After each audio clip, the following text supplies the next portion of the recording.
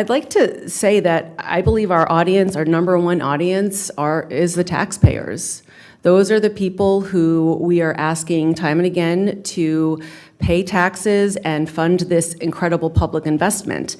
They also happen to be voters who keep us accountable. And I think that, at any given time, since we have only a third of our families with children in the school division, we really do have to be sure that the public understands the great value that they're getting. I mean, just for instance, Western High School, we saved over $200 million of projected cost on that. And we need to show that we are savvy and we are frugal and we are very careful about how we invest every single dollar.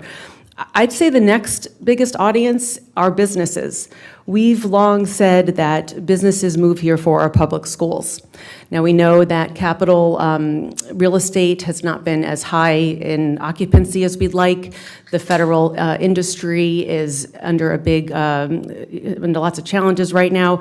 So how do we really, are we sure that businesses are looking to FCPS as the reason to locate their businesses here? We say that, but is it true?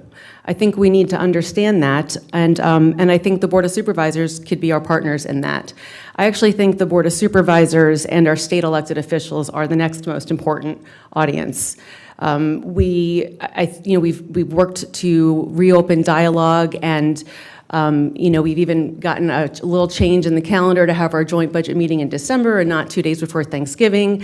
I'd actually, in another term, when I come back, I'd really like to look at this calendar as a way to, how can we build in, just like with this communications plan, more time for very specific work? Looking at when the county executive presents the advertised budget, a week later, we're scheduled to adopt ours.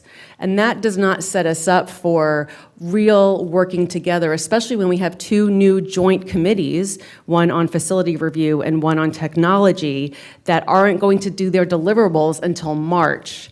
So there's a lot of stuff coming together, and we also know we have the legislative work. So I would love if we could talk more about how we're going to put this work forward. I think a lot of the what is here.